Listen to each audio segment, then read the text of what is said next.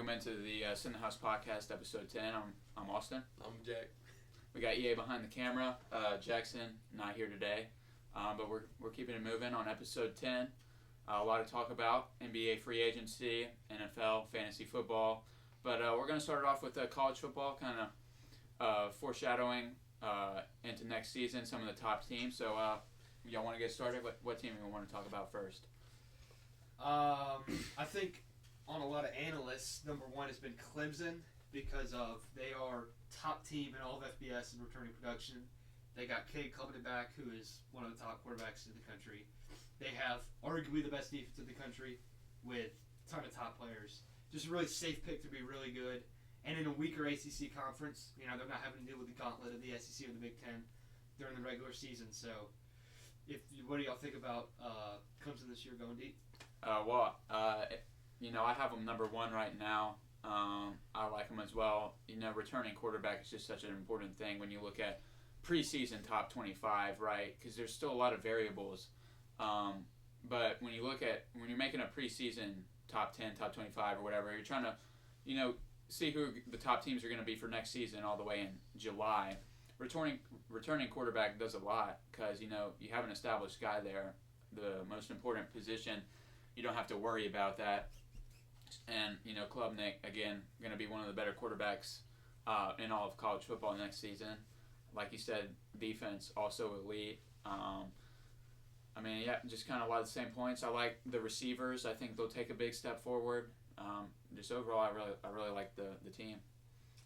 Me personally, not big on Clemson just because they're Clemson. I'm an Alabama fan. Haven't really done my research on Clemson, to be honest. Cade Klubnik, the dog, like how Austin said, just like the returning quarterbacks can be big, and their defense being one of the best in college football. Definitely big things there. Yep, I agree. You want to talk about Penn State, who I have at number 2 currently? Kind of same thing. Returning quarterback Drew Aller, another top quarterback in the country. A lot of returning production as well. They have playmakers at receiver, which is something that they haven't had ever, maybe. This might be the best wide receiver room that's been at the Nittany Lions in a long time. And the defense is always there. They have playmakers there. Definitely a tougher schedule in the Big Ten, but when you look at the way their roster is constructed, you got to think that they can compete with Ohio State. They can compete with Oregon and everybody else, and Michigan and anybody else in that conference. So, if you believe in Drew Aller, and you believe, I think the biggest one is Penn State has historically the stereotype that they can't win big games. It's true, but they can change that this season. If they could this could be the year. Ohio State has their problems with returning. They have Julian Sands, starting quarterback, who's super talented, but just a new face, and they lost their backfield, but they do have they lost a little bit on the defensive line. They just holes that are going to be missing from a championship squad that goes to the NFL. Kind of the same thing with Oregon. They lost their quarterback, obviously really talented, but I think Oregon overall has more safe roster construction.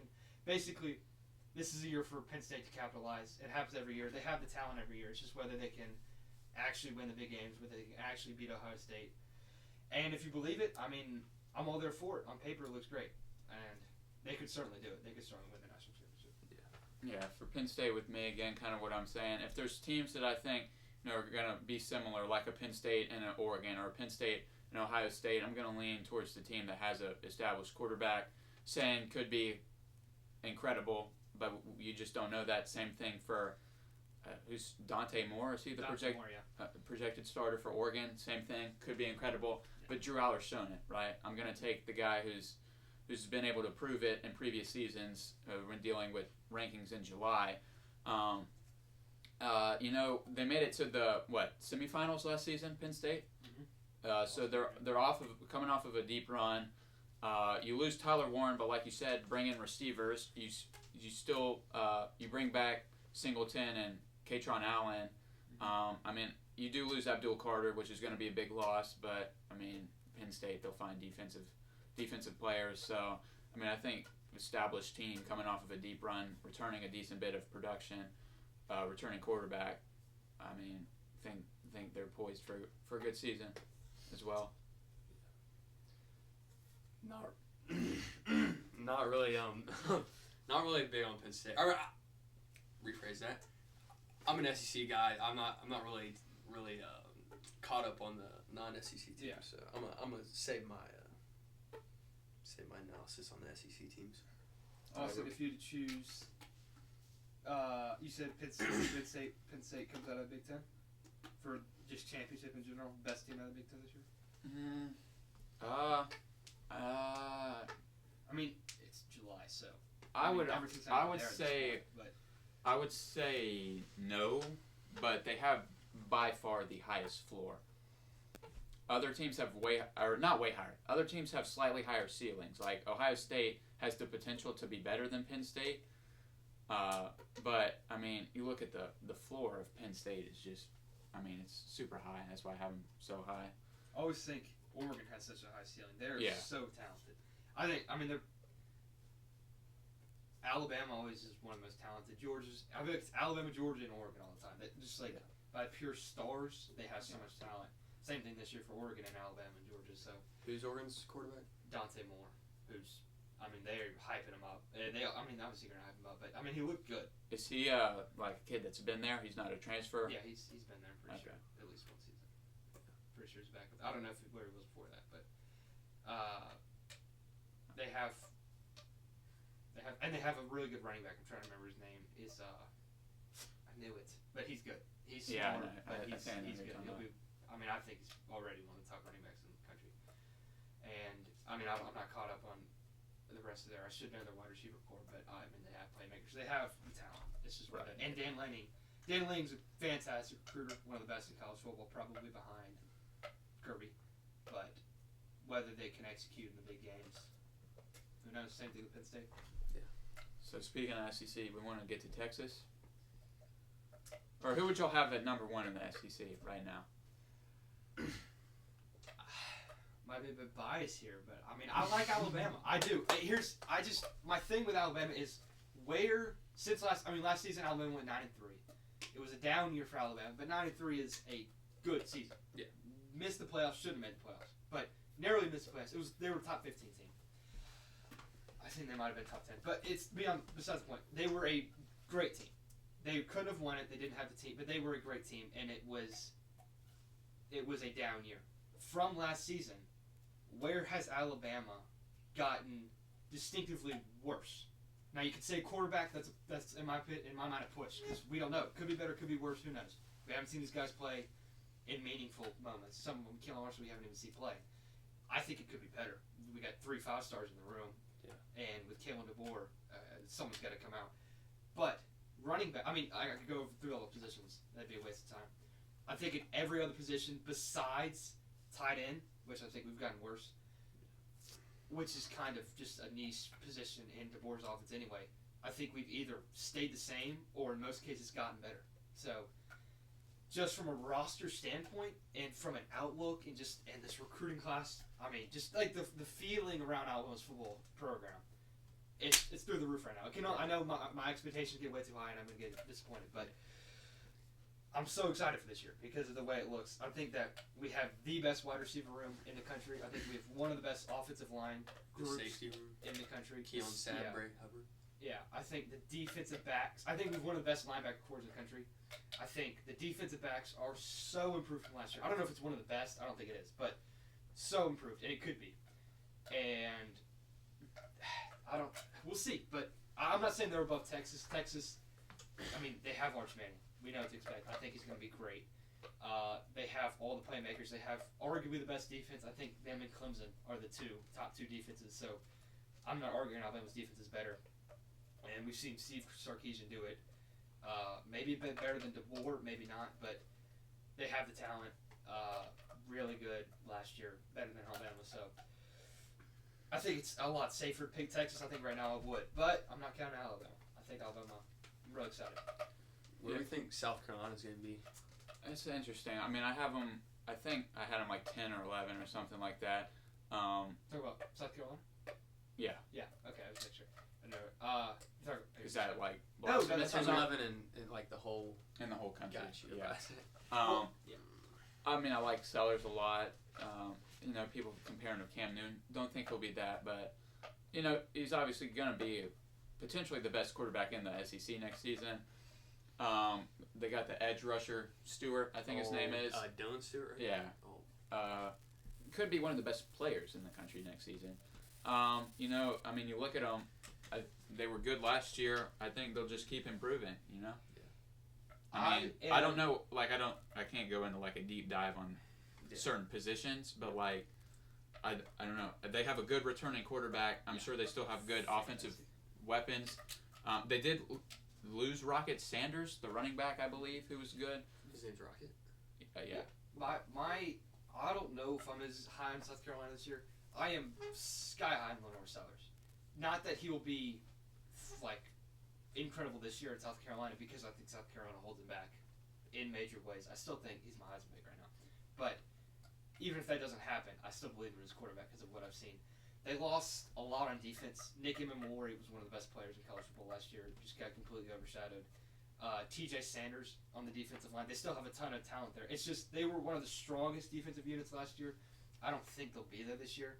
And the offense, Nick Harbor, is he like the one that's He's super like tall and super fast? Yeah. He has the potential to be a first-round pick just because of his talent. He's still raw, but if you tell me Lenore Sellers puts up insane passing stats, I think Nick Harbor is the biggest part of that. He could be fantastic. But besides that, they were really good last year. 9-3, narrowly missed the playoffs. They were right there with Alabama. Yeah. I probably don't think they get back there to that point. I still think they'll be an above-average SEC team. I don't know. We'll see. I haven't really looked into any other positions. I just know those guys because those are the big superstars. But 10 or 11, I wouldn't put them that high. So. One team I want to talk about is Georgia. I don't know what's happening. The Georgia. They're gonna have talent everywhere on the field. It comes down to how much do you believe in Gunnar Stockton. And I think I'm higher on Gunnar Stockton than most people. I believe he could be a very good quarterback. I know he didn't play well against Notre Dame in the, I guess that would have been, I don't know what round, quarterfinals of the playoffs. But, I still believe in him. That he was thrown into the fire, had played 3 games, maybe not even that much at that point. So I believe you give him an entire spring. I think he's super talented under Kirby Smart. I think that's just a formula to win. They have talent everywhere, every position. It's just going to be if Gunnar Stockton can convert. Yeah, for real. Doesn't Bama play Georgia in Georgia at night? Probably. 5 or 4 somewhere. So early. Yeah, early. It's same time we played them last year. Yeah. With Georgia, I haven't looked into them really. I know Gunnar Stockton. How good do I think Gunnar Stockton is? I don't think he's good enough to win a championship. So Okay. I agree. They have this guy number 3, Rodriguez. I want to say running back. I've heard a lot of analysts talk about how losing Trevor Etienne and the backfield isn't going to be as good. I think this guy is better. This number 3 guy, I can't remember. So fast and so shifty. It might not be Rodriguez. He's number 3, or he was last year. I could look it up. He's good. Even if he's not good, he's just so much fun to watch. I think he could be great. And then they have that Davion Bell or whatever, 86 at wide receiver. He's returning. Noah Thomas, the Texas A&M transfer to Georgia. I think he could be one of the best wide receivers in the country, and no one's really talking about it, especially if Gunnar Stockton's really good. Yeah. I haven't really looked on defense. I'm just gonna be honest. They lost. They have KJ Bolden at safety. He was a true freshman last year. That's about the only player I know. Yeah, I should know more, but I know they lost their 5-star corner that was supposed to be this year to the transfer portal. Number 12, the guy who got cooked by Ryan Williams on that play, and obviously Starks and Williams and Walker. The guys are going to be out. It's Georgia. They're going to have defensive players every year. The question is, do they still have the infamous guy from the sideline that hit the ref? 39. Yeah. I forgot his name. Yeah. Who knows? Probably not. Yeah, I probably wouldn't say, but who knows? because who do you have Georgia ranked higher than South Carolina? I do. Okay, I would too, just because I don't know. I just don't think Gunnar Stockton is good enough to win a championship. I think Lenore Sellers is good enough. I just don't know if South Carolina has the roster, and I don't know if Beamer. I just don't envision him as a championship winning coach. I just gotta be honest. Maybe that Illinois game, man, that was nasty. But obviously Kirby can do it, and Kirby always puts together a great roster. So you can bank on them being great. I hope they're not awesome at the beginning of the year, so we can smooth through that one. But I just don't feel like they're good enough to win a championship. So I don't know how I can rank them because I feel like I'm trying to think of lower tier teams. Do you have Ole Miss ranked above Georgia? I do not. Okay. I wouldn't either, but What's Ole Miss do? Like what? I mean, they kind of same thing. I mean, they're not going to have as much talent as Georgia, but they still have a lot of it. I mean, they have a quarterback, Austin Simmons, who didn't play much at all last season, but in the he came in a little bit and he showed a lot of flashes. One drive sticks out against Georgia. I mean, again, he's uber talented. Has potential to pop this season. I like him. I think he'll be one of the better quarterbacks in the league. I mean, just playing for Lane Kiffin, the offensive system should just flow very, very easily. So, I mean, I think he's in position to be one of the better QBs. I have a question for Austin, and for both of y'all, but where do you have LSU? Because LSU, I feel like some people have them 5, as high as 5. Some people have them, they're a top 10 team. They have to be like top 12. Do you have them as a top 12 team? Well, I was about to start talking about LSU. I think I didn't have them inside the top 10, I don't think, but that was a while ago. I mean, I would have them in the 9 to 14 range. 9 to 14, okay. You just don't believe in Nussmeier. I mean, obviously, like, Nussmeier, he's not terrible. He's not a terrible quarterback. Many people think he's a very good quarterback, one of the best in the country.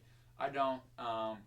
He could go out there, shut me up, be a Heisman finalist, but he could also be subpar. And I'm betting on the subpar train. When you go ahead. Subpar for his expectations? Yes. Okay.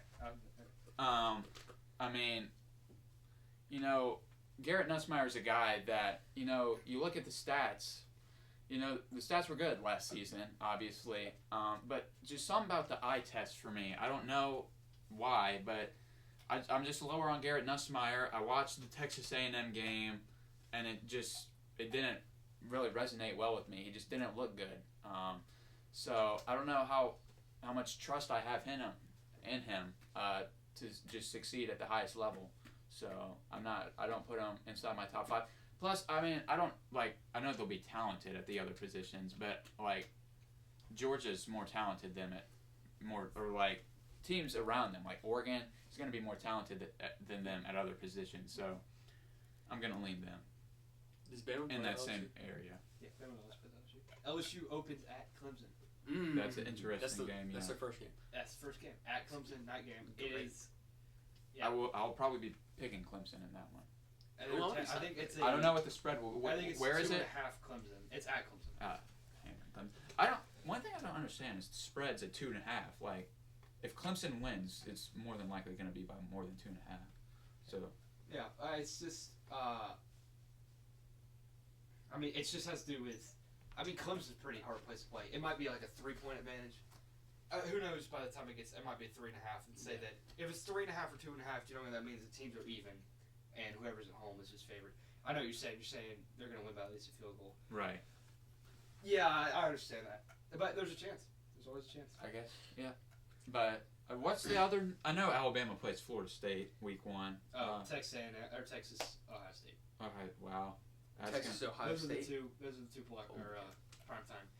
Yeah. That one's gonna be interesting. I think that game for Arch Manning is that's a big game to come. Oh, that's gonna be. I think. Those are good.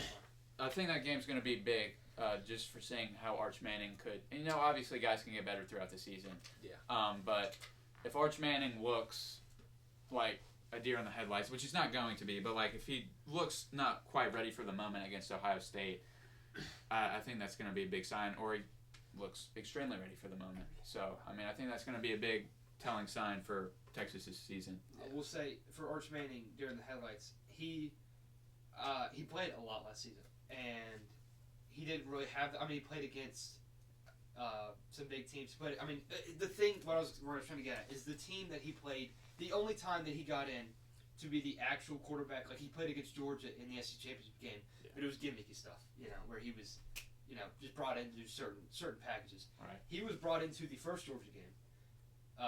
We played at Texas in week something. It was homecoming night, and it was when Quinn Ewers couldn't do anything, and that was big during the headlights moment for Arch Manning. And it's the only time he played a top tier team that he was brought in to be Like drive a full, after drive quarterback. Yeah. And and you expect this, but Quinn Ewers could do anything either. They got beat by multiple scores that game. Yeah. But I just, there's a picture of them on the sideline where they're both just dead stares, 1,000-yard stares, him and Quinn Ewers. They certainly got rattled.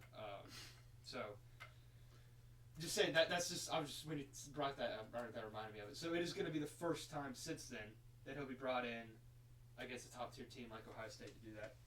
I expect him to maybe not take it well, but he should probably be improved. Right. We'll see. It's going to be a great game.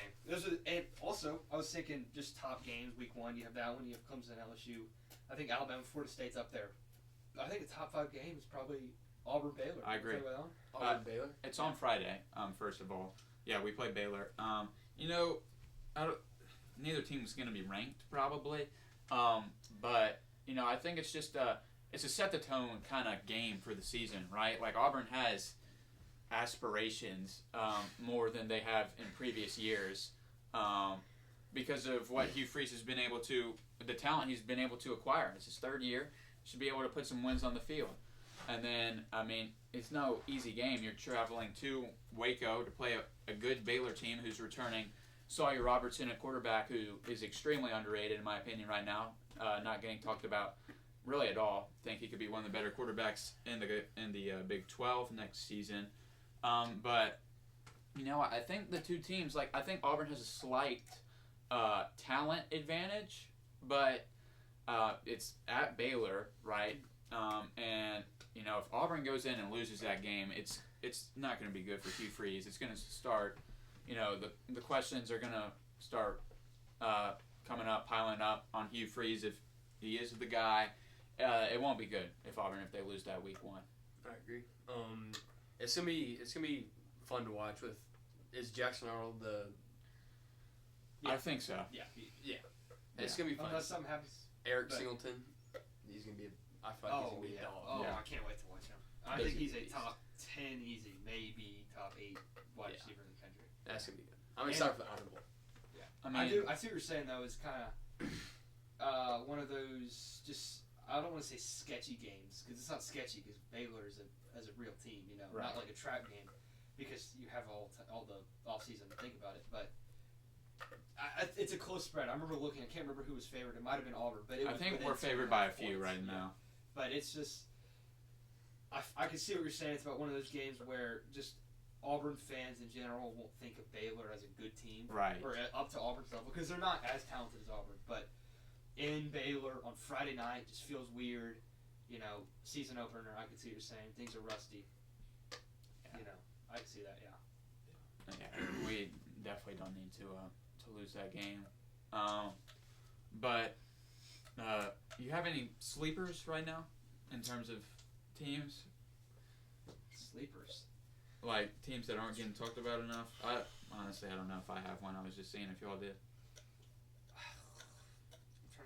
I'll say I think SMU's getting a little bit underrated. I don't know where they're getting talked about, but they returned back a good, borderline great quarterback from last season. You saw what they were able to do last season with, not quite as good as talent as some of the other teams make it to the playoffs. I think they should be regarded a little bit higher. I think they're second in ACC odds. Auburn Really? Clemson's first. No, they're third or second. Miami's in there. I think Miami's second actually. I'm a little bit lower on Miami. I will say that. I'm not a Carson Beck guy. Louisville also. I'm just going to keep with ACC teams. I think they're a little bit underrated as well. Miller Moss. Yeah, I don't know. I'm trying to think about another Louisville player that I looked Isaac Brown, I think is the running back's name. He's very, very good. One of the best running backs in the country. That actually does ring a bell now you're saying it. Yeah. Running back, yeah. I mean, the ACC, I know Clemson, and I believe in Clemson. But if Clemson happens to not be like a powerhouse, if they happen to stumble or they, hopefully not, but like Cade Klubnik gets hurt or something, season gets derailed where Clemson becomes not the favorite, not in front runner. I feel like it's kind of wide open because any of these teams, I was looking down the board of odds to win it, and West Virginia is like, not saying West Virginia's a good team, but they're near 10th or something in odds. Since when is West Virginia in the I was ACC? I was thinking about Big 12. I was thinking about something else here. But kind of the same thing with I was thinking about another team. Maybe I was thinking about them both. But how, I completely lost my train of thought here.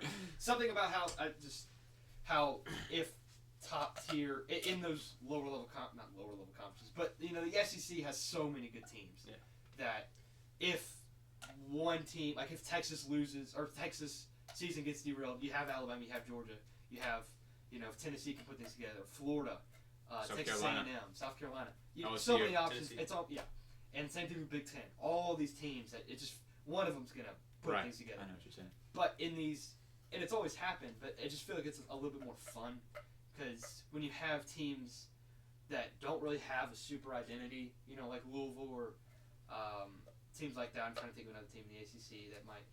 North Carolina, Bill Belichick, who knows about that? But there's wild card teams where they could be terrible. They could be, or they could put things together. It's just more fun because, like SMU last year, no one saw that coming. Right. And Indiana last year, no one saw that coming. That was in the Big Ten, but they still did in the Big Ten. There's always going to be teams like that. So. Arizona State. Arizona State, yeah, and the Big 12, yeah, perfect. Yeah, they were picked last in the conference, exactly, in a weak conference. That's kind of what I'm trying to bring up. That, things like that happen that don't really happen in the big conferences, even though Indiana did last year. But, just makes it way more wide open. Well, the thing with Indiana was like they were still like the fourth team, right? You still had Penn State, Oregon, and Ohio State above them. Like SMU, Arizona State went out and were like first or second. I know SMU lost the conference championship game, but they're still ranked. They're still first. the top seed right for the conference. So I know what you're saying. Like the ACC, Big 12 feel like more wide open if some of the top dogs. And if you're looking at last year's odds, Florida State was leading them, and we all know what happened there. So there's going to be teams like that where Florida State. I'm going to say bad things about them. We're going to lose to them in League One, but stuff like that happens where, that's an extreme case. 2-10 is unreal, but where teams just don't put it together and they just get completely, their season is gone. So it's just more. It's just has a higher chance of just chaos in the conference, and that's fun to me. Seeing what Florida State's quarterback said about Bama, that lit a fire. And I don't know why people do that to Alabama. We all know how it ends. Yeah. I cannot wait for it to be 40-0. Oh my gosh! At the end of the halftime, it ticked me off so much. You go 2-10, decided bad. Well, he was at Boston College. He wasn't at Florida State last year. But Boston College was awesome. No. He's not. They beat Florida State though. They didn't. Well, so did. 10 out of 10. Yeah. But yeah, who knows? I'm not gonna comment on that right now. But if we beat them, I'll have something to say. Gonna have to wait a while though. Yep. Yeah, I don't know. I remember. I don't know if you remember. This is kind of random. 2017 Vanderbilt. Remember that game? Yes. And they start off 3-0. When you come in our house, we show you how to play some Yeah. basketball. But he had these flashes, 59-0. It was Vanderbilt. Come on. That was back when we didn't lose at Vanderbilt. That was back when Vanderbilt We'll show you how to play some SEC ball. Yes, Absolutely high terrible. yeah. Wasn't that when they were coming off of like a close win against like Hawaii or something? I don't remember. I just know they were 3-0, which was such a big accomplishment. 3-0, season against like 2 out of conference games, and yeah, that was embarrassing. Oh. And we kneeled inside their 5. I think we were about to score another touchdown. We were taking it. It's just awesome. That's awesome. So, what a great season. But that's the kind of stuff that happens when you do that. And that was maybe a different time for Alabama. Yeah. With Nick Saban, we used to do that. But all the "We Want Bama" posters, you remember those back on College Game Day, and then Mo. Yeah. That was good times. But players are going to trash talk, especially with social media today. Yeah. I mean, you kind of expect it. I mean, we remember I do Auburn. remember. DeMarcus Riddick. I won't lose to Bama while I'm I here. will lose to Bama while I'm here and lose to Bama. Yeah. And there was that play where Milroe went outside, and I think maybe he said something about Milroe's speed, but he was in a foot race with Milroe, and then Milroe just played and scored a touchdown. It was. I remember seeing a clip of that. So. Yeah. That's what happens to trash talk. Better back it up. If we lose to FSU, I'm putting a trash bag on my face. FSU should be better than 2-10. I don't think there'll be anything The problem that they had last year good though. is they tried to run like a Lane Kiffin type thing. They got all of their talent out of the transfer portal, and somehow Lane Kiffin is able to take all the talent out of the transfer portal and still make a very coherent team that works together and it has schemes. He handpicks the players he wants in the portal. Guys that are going to fit what he wants, especially the offensive side. Norvell, I feel like, just kind of clicked at the top of the top stars on the recruiting transfer board, portal and just just went down the board on the top, and he got a ton of good guys, a ton of really talented players, but they just didn't play together.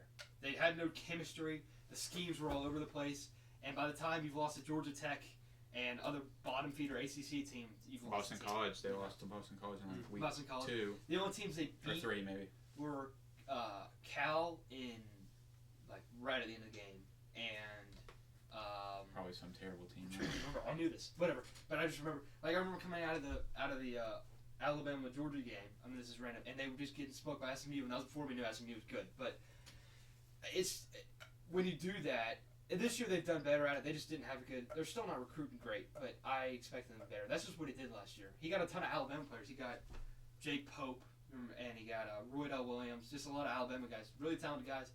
They just didn't do anything. Roydell Williams fumbled all season. Jake Pope didn't get on the field. Does Miami play somebody good like week 1 or 2? Did they play Notre Dame early? Miami. Or does Texas A&M play Notre Dame early still? Like I know they did last year. Is that? Let's look it up. Look up like Notre Dame's schedule. Okay. I feel like Miami. Okay, you have maybe head back. Miami plays Notre Dame week 1. Knew it. So Miami plays. It's at Notre Dame Miami. Week 1? Week 1. Bro, week 1's gonna be cinema, bro. Yeah. Oh my god. Who do you have in that one? I'm picking That's Notre Dame. way over. Yeah. It's at Miami. Notre Dame. There's Notre Dame's. Also, Notre Dame. I'm telling you right now, that offense. First of all, they have Jeremiah Love. Arguably, he's one of the best running backs in college football. Is that? Do they have Carr? Is that their QB? Yeah, Carr. QB. They have one of the best wide receiver rooms in college football. I'm blanking on names right now. I was blanking on names. But they have multiple guys who I think are top 15 wide receivers. Maybe 2 guys that are top 15 wide receivers. And then one other guy. I think they'll be really good at wide receiver. The offensive line is always fantastic in Notre Dame. And I would like to think the defense is going to be great. They lost the defensive coordinator to Baltimore Ravens, and they lost a lot of talent, Benjamin Morrison, and that big defensive interior guy. But, they're going to have talent. Right. And so, I think I'd pick Notre Dame in that matchup. I think they got to be a top 10 team, probably top 8 right now in preseason. Well, we want to move on to fantasy football? Sure. All right. When is our draft this year? We're going to go like late August. Late It's August? after preseason, before obviously regular Yes. season. It's like August, 2 Sundays we could, or 2 weekends we could do it. Dude, I've been slacking on my fantasy research. I I've cannot been- lie. All over. I kind of have been too. I have some. Been doing a lot on running backs. Yeah. I don't want to put you on the spot with top 10 running backs. I would go Bijan at 1. I feel like. Okay. Well, do you all want? We can like Yeah, okay. collaborate. Pull up the collaborate Yeah. a little top 10 here. Okay. Okay. I'm putting Bijan at 1. I agree. I have notes on it. So Of course seriously, he does. I just put it. We can go somewhere else if you want. We don't have to do this. No. This is And fine. then, we can do more. This is not what we're gonna do. But I've just been focusing on running backs recently. Okay. Last week or so. I got Bijan at 1. I have him second overall. Overall, I did too. I mean, I have Bijan at 1, running back, and second overall behind Jamar Chase. I agree with that. Yeah, I'll just read off the notes I have. I mean, Saquon these too, are in my opinion. from week 6 onward, last season, 2024. He was. I'm going to read this out, but he was the number 1 running back in PPR from week 6 onward. Saquon had a blistering pace at the start of the season, but for the majority of the season and when things got heated up for the Atlanta Falcons, he was running back 1, which I already feel like is enough to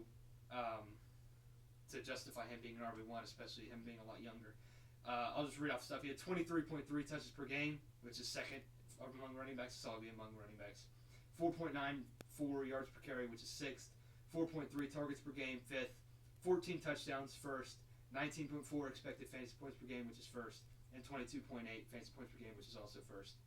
And in 3 games where Michael Penix started, which is going to be a starting quarterback this year, he had 5.28 yards per carry, 4 targets per game, 6 touchdowns, and 26.8 fantasy points per game. That's obviously not sustainable. They're going to figure out Michael Penix, but we know he can be still an elite running back. Yeah. It's not a scheme or a Definitely. chemistry issue. And he has the second easiest running back schedule in 2025, and Atlanta has a top 5 run blocking offensive line. They've had that for a while. So, I mean, all signs point to this being, and he's young. He's got his prime ahead of him, probably in his prime at this point. PPR, he can catch. Yeah. I think. And he has such a good floor with all that catching. I mean, even if the run game's not working, or I mean, he's going to get 4 or 5 targets per game. He's going to catch them. He does great stuff after the catch. And I draft him as high too because I think I would draft him at 2. He's just that good. I agree. Number 2, I think it's Saquon. It's for me. It's between Saquon or Jahmyr Gibbs. Yeah, I would go one of the 2 next. In my opinion, it's Saquon. Just bro was absolutely insane last year. I just can't dismiss his dominance. To be honest, I'm probably with you as well. I think it's Saquon definitely.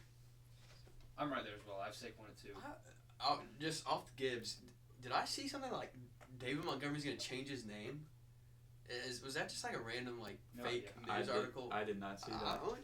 Anyway, I have Saquon at 2 as well. Mainly just, I'm bringing up just a fun stat, but he was RB1 last year.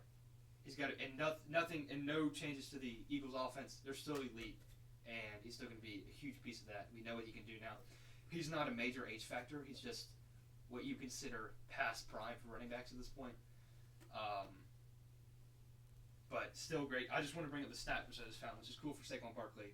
He was tackled a league high 11 times on the 1-yard line last season. And those 9 drives would result in 7 Jalen Hurts rushing touchdowns, 1 Hurts passing touchdown, and 1 field goal. So he was kind of, I'm not going to say robbed out of 9 touchdowns, but he was tackled a lot at the 1-yard line. I mean, that's, I'm not going to say his fault, but I mean, he had a say in that. He had a part in that. But if he got those back, he would be even more dominant. Yeah. And I don't think this is one of those stats that's going to stay the same. It's kind of like touchdown regression. You expect this to come back to the mean. This is a fun stat, but he was RB1 last year. He was dominant. Yeah. You have to put him up there. Gibbs at 3. Yeah. This is where I have a question. I know you know what I'm going to say. I know. I have Devon Achane. Let me just, Jack. I already asked Austin this. Maybe you can answer this question as well. If you were guaranteed Tua Tagovailoa was healthy for all 17 games next year, where would you draft Devon Achane? In just not running backs, just in all like an ADP. Late first. I think I said something similar. I would say probably late first, 7 to 10, and that's where I have him ranked as an RB. I just feel like, or just for me as a fantasy manager, just in my opinion, I feel like if I'm in a late first scenario and that thing is, I just feel like I'm just not picking Devon Achane. Yeah. I just feel like he's too up and down. I don't know. He's a risk. I know. Here's the thing though. I know. That's why he's up mid-second, really. This is one of those cases where he has an RB1 ceiling. He could be the best running back. I'm going to read out the stats that support that. He has an RB1 ceiling. I mean, he has an RB1 ceiling. He also has complete dud floor. Yeah. Not even his fault. And he's at injury risk because of his weight. You can make that argument too. I've seen that. But mainly Tua, because this is one of the stats I'm going to read out. With Tua, he averaged 8.6 fantasy points per game, along with the rest of the offense. I had Jalen Waddle as well. It was a nightmare. That's the risk. But what I like to do, I know there's a strategy where you take the safe picks early on and you take the big shots later. In certain scenarios where it's kind of close, I try to just take the big shots everywhere because I think upsides wins you championships. Yeah. I think the boom picks win you championships. And what I'm about to share is that I think he could be an RB1. I think he could be an elite running back. And more so than some of these other guys that I'm going to read out, it's just that risk of Tua. And that risk is kind of factored in and averaged out to be a mid-running back too. If I'm on the board, and I don't know where he fits in with the wide receivers, but there's definitely a real shot that I take Devon Achane, especially like an early second. I just want it. From 2023 to 2024, his snap share went up to 42% to 62%. Raheem Mostert and Jeff Wilson were gone. That means that Jalen Wright is the backup. So he's probably going to have just over a 70% snap share, which is going to blow his career high out of the water.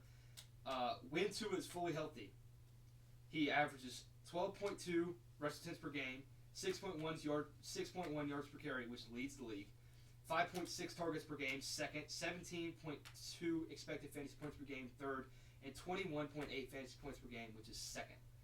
And then he averages 8.6 fantasy points per game when he's out. So if you just want to look at fantasy points per game, he's second among running backs when Tua is healthy. Yeah. So that's the ceiling I'm talking about. And no major changes to the Miami Dolphins offense. It all hinges on whether Tua is healthy. I think he's entering his third year. He's no longer a fresh running back. We've seen him as a full year of a starter. He's seasoned at this point in his third year. I think he could make a legitimate case for RB1 if Tua stays healthy and the Miami Dolphins are able to kind of upsurge from a terrible offensive season last year. It's the risk I think you kind of have to take in fantasy football. And fantasy football is just a game of odds. Yeah. And it's kind of one that I understand why you would not want to take him, especially at RB3. Yeah. But my philosophy, I think I would do. I think for me, it's like when I'm in a late, let's say I'm picking like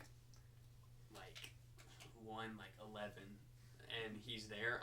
I'm not picking him with that first pick, but at the turn of my second round pick, I'm definitely taking Devon Achane. It's just like you said, like the boom picks wins you championships. I just feel like in such early, I feel like I'd rather take a safe guy, and then the later rounds, those are the boom picks I want to hit on. And like a Brock Bowers last year, where bro I didn't get him, I traded for him, but it cost me an arm and a leg to get that guy. That was rough. Well, here's what I'll say. I know this isn't quite the same thing, but I took Christian McCaffrey first overall last season, and it wrecked my entire season. Okay. So, yeah, but that's not. No, I know. But I feel like Devon Achane. He's the most dramatic case of boom bust at the top of the board, because you can make a lot of guys at the bottom of the board. I feel like you mentioned standard deviation on last spot. The standard deviation gets a lot bigger because the whole situation, like injuries and there seem to have. But with the top of the board, you kind of know what you're getting when you're looking at like a Monroe. There's not, besides injuries to him or Jared Goff, you kind of know what you're going to get. With Devon Achane at the top of the board, if we're talking about a guy that I drafted round 1 as my first pick, as the anchor of my team, he is the biggest where you could take. He could be amazing. He could be absolutely terrible and just not. You can't start him. He could be a player drafted in round 1 that you can't start and has I'm not going to say high, but a relatively high chance of that happening. There's no other guys you can draft in round 1 who you're thinking in your mind, I won't be able to start this guy. There's a situation that is possible that I can think of right now where I'm not going to be able to start Amon-Ra besides Jared Goff gets hurt or he gets hurt, And with Devon Achane, that's a real possibility. Well, what I was trying to say with Christian McCaffrey is it derailed my season. Your first round pick or your top picks means so much in fantasy football. I just don't think I'm gonna be the guy who takes such a risky player with the first pick, because if he doesn't work out, you're just screwed unless you just hit on second, third, fourth, fifth round picks. Definitely. It's just such a risky thing where it's I'm just taking the safe pick. I feel like I don't think you can necessarily win a draft in the first round. I think you can lose it. So I would go safety. That's yeah. Okay, well, I think me and you differ there, honestly. And that's fine. If everyone agreed with me, then it would be boring draft. That's the point. and most people don't even think about this at all. So, but yeah, I just the top of the ADP board. Always Bijan Robinson at the top of ESPN. Yeah. Okay. You want to go on to 4 now? Well, I have Gibbs. If you don't have a Gibbs, I'll be shocked. I swear you had Gibbs like top, I had like number 1 earlier in the offseason. okay. That was I mean, I gotta I get think to he some was guys still to get coming to off of his little handcuff high. handcuff high. With the gums. He was- And this is all subject to change, obviously. And this pick right here, I mean, among fantasy football communities, it would be a hot take. But among y'all, I think it would be. I have Ashton Genty at 4. You see, like, Can I just explain? Okay, this is Ashton Genty is a little bit different because he's a rookie. I don't have any NFL numbers on him. What I do know is he has the second most prolific college running back profile probably ever behind Barry Sanders. Just as from a statistical and from an eye test, I mean, he arguably should have been the Heisman. He was insane at Boise State, and that's why he's taken so high. I do have the fact that this is, I mean, I believe Ashton Genty was the top 10 player on my board. I think the Raiders are going to want to use him a ton. I think that the big thing for me, and I'm talking about upside here a lot, and the two tight ones for me right now are Ashton Genty and Derrick Henry. And I feel like you want to talk about floor and ceiling. Derrick Henry absolutely has a higher floor, but Derrick Henry has no receiving volume at all. Yeah. And Ashton Genty, I think, has an underrated amount of receiving volume. It's hard to be a rookie this high and have underrated anything, but I think he could be used a ton in short yardage situations. He wasn't used a lot at Boise State in receiving, just as a receiver. But when he did, I think he had the most yards per route run out of any running back in college football. So he would run downfield to get passes.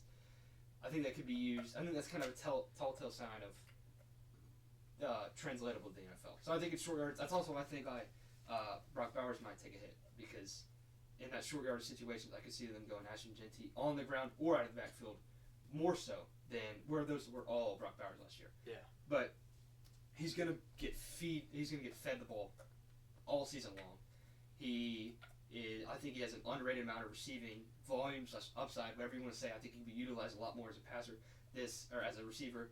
Geno Smith is an underrated quarterback. I mean, he can feed the ball to Ashton Genty out of the backfield as good as anybody in the league. So, I mean, I just this is the other thing I want to bring up real quick. The last 8 running backs taken with a top 12 pick in the NFL draft all went on to finish as top 10 in fantasy football as a rookie. So that applies to Ashton, and he was taken with the 6th overall pick. So, I mean, you can the historical numbers aren't my favorite, but that's just one to think about. I mean, but basically those guys get used by their team. That's all. Yeah. the thing that just you go. I just feel like it's blasphemous to put Ashton Genty over That higher Jahmyr Gibbs. Okay, can I? Okay. Like, I wouldn't hate it. I wouldn't hate it if Gibbs Jahmyr Gibbs was 3. But, like, to have, I don't know. My thing with Genty is like, I mean, 4 is high for where I would have him. With Ashton Genty, I mean, again, rookie, you don't know what he's going to be in the NFL because he's never played in the NFL. But we played at Boise State. Okay, he wasn't at Georgia. He wasn't at Alabama. He wasn't at Oregon. He was at Boise State. Okay, and now I love the Cinderella stories. Okay, but Boise State, like, it's not Georgia. It's not Alabama. Okay, so It's not. he was.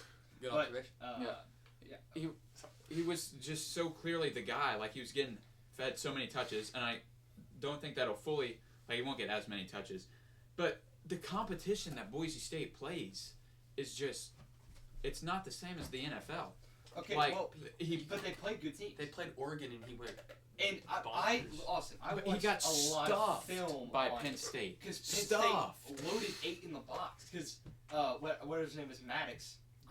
Yeah, because it's Boise Matthew Maddox State. or whatever. It was an alliteration name. The can't of the football. Look, I watched Ashton Genty film. I mean, I watched him this season, and I would watch him, and I would grade him on his stuff. He is a fantastic running back. The only thing I'm not saying the only that thing he's is he doesn't pass protect very well. He doesn't block very well. Usually, that would keep you off the field for a 3-down back. But who are they going to put in? Zamir White? He has to play all 3 downs. I agree. So he's going to get the touches. He's a fantastic running back. He played bad teams, but he also played good teams with Oregon, and he got stuffed against Penn State because they weren't going to do anything else. I don't blame that on him. Also, Penn State has the best front seven in college football last year. Well, it's the NFL now, but I'm not saying that Ashton Jennings a bad running back. I mean, he's arguably one of the greatest running back prospects of all time. Yeah. But to put him fourth as a rookie, I just don't think I don't think it's going to translate as immediate as people think. I think there might be some growing pains. And Boise State to the NFL is a big jump. Okay, Yeah. that's just what I I'm think saying. so. That's why I think he's a boomer bust pick. Not near as much as Devon Achane. I wouldn't. He's not. This is where he's not a first rounder. I wouldn't take him first round. But early second rounder, depending on who gets there. So you only have 3 running backs in the first round. I Okay. mean, is that, So you have Jahmyr Gibbs as a second round pick, I have not a more. top 12 player. Okay, how many running backs do you have in the top 12? I would have Jahmyr Gibbs in the top 12. I think you I had 4 have because to. you had McCaffrey hanging off the end, right? Well, Oh, I forgot. I did have I McCaffrey have hanging off the end. Whatever, it's 3 or 4. Yeah. So The thing is, for me, is in my opinion, I think the Raiders are going to I feel like Ashton is going to get a lot of volume in that offense because I feel like they still have Jacoby Myers, right? Mhm. Yeah. I feel like Jacoby Myers, Brock Bowers, Ashton Genty is going to be their trio that the offense is just going to thrive through, in my opinion. But Don't I forget feel about like Jack Bash. I was thinking Jack Best, but but I just I can respect arguments that he's not prepared and stuff. The thing with your argument about him not facing the stronger, tough, competition. I feel like that's just I don't like that. I don't like that. I don't know. Well, he- it's not the SEC. I mean, that's just what it's I'll not say. the SEC, but okay. I mean, okay. I know what you're saying. Yeah, okay, are you saying he's not? I'm just. What are you trying to say? I think what you're trying to say is, it's gonna, not blow up in his face, but blow up in his face. How good NFL difference between Idaho's defense versus Yes. Kansas City Chiefs front seven. Yes, that's what I'm trying to say. I can see. I'm kind of connecting dots here because it's with Ashton Genty, you having him 4, and he because I feel like he could definitely get shocker, but then come back the next season just lock in. Yeah, that's But, what I'm saying. Him, I'm there with you now. I'm there. I've connected dots. He's again boomer bust. I feel like, and it's easy to say with a rookie because they're always boomer bust. Yeah. You never. It's more unknowns than anybody. But I mean, he's gonna get over 300. I mean, unless he gets injured, he's gonna get over 300 touches this year. He's gonna, and volume is always kind of seen to be the king at running back, even though I don't really agree with that in a lot of cases. But got a boomer bust. I feel, and he could. That's just. I mean, I've said enough. I feel like on Ashton Jennings. And 5. That's I'll a just lead it controversial off pick. here. Okay, who y'all have 5? I mean, y'all have. Well, So we I would have had Gibbs at 3. So wait, so we have Bijan at 1, Yeah. Saquon at 2, Gibbs at 3, Who do we want to put at? You have Oh, Derrick I mean, Henry, 4, sorry. Christian McCaffrey, Achane. Achane, That's it. Achane seems. I mean, unless or you wanna Ashton throw a little- Genty. Oh yeah. I mean, He's yeah. already gone. I on mean, my next. At I would- 4, I feel like the pick is probably. For me, it's it might be between. For me, it's between CMC or Achane. I don't care which one you would go with. I think That would be my I top think 5. it's CMC for me. Okay. Yeah. For 5, just hold your horses for a second. If you say Bucky Irving, bro. No. Okay. I have Derrick Henry at 5. Okay. And That's not. That's the not too tie bad. I have. But I know, Gibbs 'cause out of the top 5. No, just listen. I think of Ashton Genty and Derrick Henry is very close. I think of all these guys very close. But Derrick Henry, I mean, I could go through all the stats that I have. You know how good Derrick Henry is. He's fantastic. I've seen a lot of people try to predict his downfall based off his age. Regression, yeah. You know, Yeah. and you just can't do it. I tried to do that with Alvin Kamara last year, and it was terrible. You just can't. I mean, it's a different game now. But first of all, he's a different breed of player. He's just Right. an absolute Yeah, beast. And the modern medical technology, like the stuff that they do now to stay healthy. Dude, It's he's not the probably same on as always the is. craziest nutrition plan Yeah. of all time. The people try to compare it to historical examples of players who were running backs who were 31 coming off this type of season, and they all get. That's what Flock below. Fantasy does. And you just every can't single, because you for can't every single compare player. Eric Dickerson and Derrick Henry. Because Yeah. Eric Dickerson played when none of this stuff was available, Yeah. when they didn't think about these things, and safety wasn't taken as big as seriously, and it's a different kind of game. So I'm not trying to predict that. Derrick Henry is one of the best running backs in the NFL. No one's arguing that. And the Baltimore, there's no concern. Baltimore Ravens might be the best team in the NFL next year. Yeah. It's that upside. I feel like you kind of know what you're going to get out of Derrick Henry, and that's great, and that's a fantastic use of a second-round pick. But, and I might have put him over H.N. Kind of talking myself into, or not H.N., put him over Ashton Jeanty. I'm kind of talking myself into it. I just feel like there's a world that has a fairly high possibility where Ashton Jeanty, he has a higher volume, and he's not more efficient. I don't think he'll be more efficient because Derrick Henry's a better running back. But just the receiving, it's just so important in PPR. Just catching the football gets you a point, which is as much as running 10 yards, which doesn't make any sense. I just feel like there's a chance. And he might just get all the touchdowns. King Henry's the touchdown leader. See, like, if I'm in the second round and I have, like, a choice of CMC, Derrick Henry, Ashton Jeanty, and, like, H.N. maybe, I feel like I'm taking CMC, H.N., and Derrick Henry over Jeanty there. I feel like they're all three more, like, I don't know. I could talk myself into putting Jeanty over Derrick Henry just because if you want to try to say the regression thing. But H.N. and CMC, I would definitely have over Ashton Jeanty. So y'all have Derrick Henry at 5 as well? No, we have H.N. at 5. But who's 4? CMC? Yeah. Okay. But there's like, Interchangeable. right there, Yeah. All right. 6 I have that's like 4 Chuba Hubbard. No, Chuba 6 I have Hubbard. Jahmyr Gibbs. Okay. And Who do we have Levy, at 6? I We want to have put Derrick Henry. stuff on why I would pick him, but I don't think. I'll just leave with the stuff. Hey, this is low. Okay, so I'll leave the stuff that's low. First thing is David Montgomery's healthy coming into the season. And when David Montgomery's healthy, Jahmyr Gibbs averages 3.8 targets per game, which is 8th when he started to be this big-time receiving back. 8th is great, but, I mean, I have him 6th, and that's 8th for receiving volume. He has 14 expected fantasy points per game, which is 18th. So that's a running back 2. And then 16.6 fantasy points per game, which is 12th. So outside the top 10 in fantasy points per game. He is, and I would know this better than anybody because I had them both last year and I started them the whole year. They were just a 1-2 punch. And for the first half of the season, David Montgomery was outpacing Jahmyr Gibbs. He had more points than Jahmyr Gibbs. They are utilized as a 1-2 punch. And it's a different scheme, but I'll talk about that as well. Jahmyr Gibbs might just, David Montgomery might get phased out.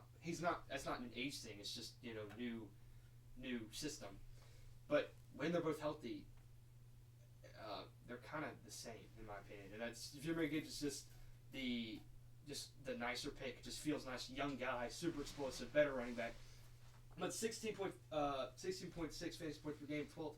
That's like a low tier RB1, high RB2. I mean, he's not a top 3 running back. I'm not saying that it can't be, but when Dave Montgomery's healthy, he's just not. And what I think the big thing is, at the end of last season, Dave Montgomery was hurt, and he absolutely exploded. He had 31.5 fantasy points per game when Dave Montgomery wasn't healthy, and that's why the handcuff was so nice, because Dave Montgomery missed 4 games last year during our fantasy football season, and Jahmyr Gibbs went like 32, 25, and in 1 week he had like 46. I mean, he just uses all the volumes to him. But Dave Montgomery's coming back healthy, so he's going to be a part of that offense. You can try to project that he won't be. That's fine, but I'm just going off what I know. Dave Montgomery's still a fantastic running back. When he's healthy, Jahmyr Gibbs is borderline RB2 material. Fantastic RB2. He's a low-end RB1. And RB6 is a mid-tier RB1. So I'm giving him the benefit of the doubt. And another one is the Lions lost 2 top 10 offensive linemen in the league this offseason. And that was a big thing that's happened. Like, for Jahmyr Gibbs to drop down so much since I last ranked him. They've lost so much offensive line help. They had 3 of them, and the only one that's left is Penei Sewell. And he's kind of a little bit more of a pass blocker, but he definitely helps in the run. But I'm saying the offensive line has gotten considerably weaker for the run game. And also, they lost the best offensive line last year in all of the NFL. They lost Ben Johnson to the Bears. So the whole scheme that was there, that it was in place for Jahmyr Gibbs to be so profitable in fantasy, is completely gone. They lost the 2 top-tier offensive linemen. Dave Montgomery's healthy, and they were top 10 scoring offense in NFL history last year, which you wouldn't expect them to be this year. And just even if they were the same, even if they had both offensive linemen and they had Ben Johnson, you would expect them to regress. But they won't probably be anywhere near that this year. And Gibbs has the hardest, or the Lions, but Gibbs in this case, has the hardest running back schedule. in 2025. And despite all that, I would still take him RB6 because he's still one of the most efficient running backs in the league. He's fantastic. When Dave Montgomery's out, he is RB1. And you know what you're going to get week to week. He's going to be a fantastic, consistent player. But those things just get kind of glazed over. Not the Ben Johnson thing, but the offensive line is going to become a bigger talk season time. When Dave Montgomery's healthy, he's a low-end RB1. And they're going to regress as a team, and he has a harder schedule. So That's about. I mean, Yeah, I that's was about to say, argument. if you were to say David Montgomery or Jahmyr Gibbs was RB6, I mean that's a good argument for it. One thing I don't agree with is the schedule thing, just because defenses can get better or worse throughout the season. But I mean that's a good argument for having him that low. I guess I'm just buying the higher side of him. I just have a question here. What do you think the best division in the NFL is going to be? I mean, NFC going North, NFC probably North. against, yeah, they're the best. NFC North or NFC East? Is that? East is the Cowboys. Cowboys, Giants, and Commanders. Yeah, that's not bad. I think I would go. NFC South. You got Saints, Panthers, For real. powerhouses. I think I would go Bucks. AFC North. AFC North is always good. Bengals, Ravens, Steelers, Browns. Yeah. Oh wait, that's not Chiefs. Well, but the Browns might suck, but the other three I should be think. good. Browns. I'm trying to think. Has the Browns talked to me about their starting quarterback yet? Not really. I don't think so. Right, they're over here playing Madden franchise. Dylan Gabriel. Everything. Signing all the 67 overall quarterbacks. Yeah. I said 67. That was just the number came to mind when I'm thinking of third string. Yeah. The AFC, I guess it would be West. I think might be a little bit underrated. I mean Chiefs, obviously. Buying the Chargers, Raiders should be improved. Broncos made the playoffs. Yeah, Broncos. Yeah. Yeah. that's Broncos not got bad. Evan Ingram, right? Broncos got every. Yo, what was with Darren Waller coming back? I did see that. Unretired, and then he got entered into a trade or something. I don't know. It was- What, it was so- what team is he on right now? Yeah, that's a great question. I don't know. He's I with don't know. He's with. I saw he was. I saw what's he the was Chargers, with. what?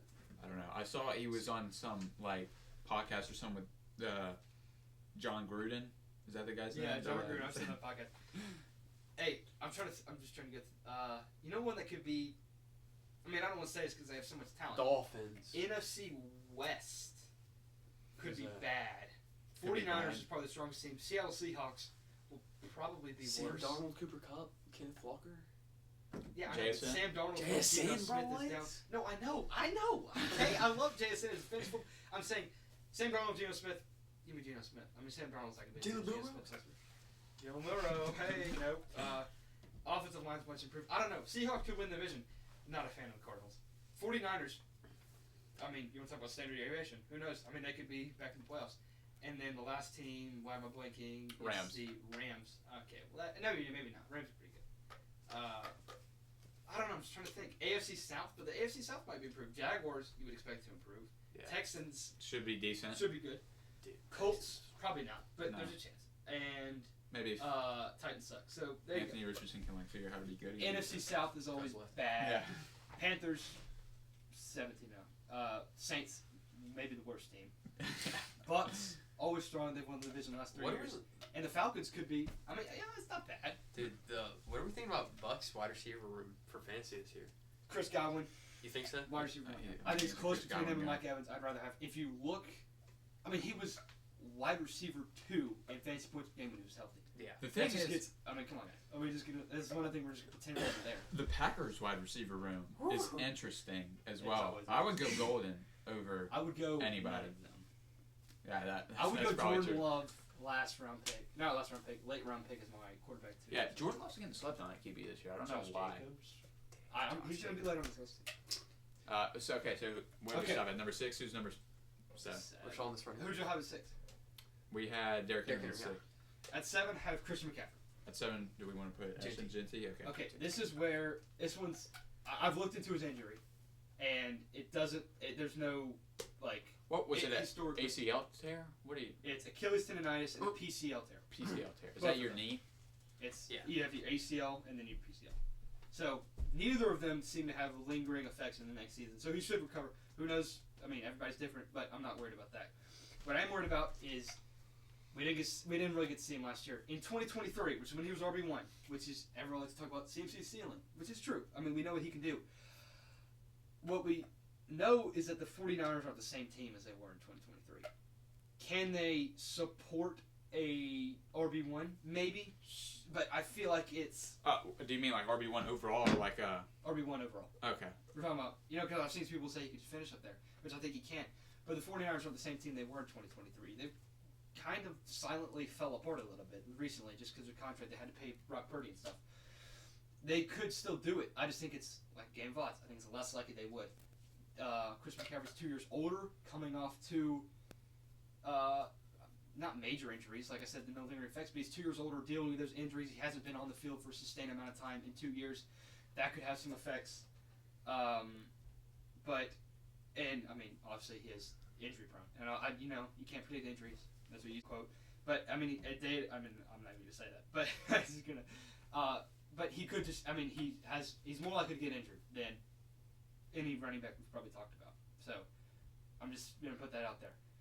And then, but there's still the chance that.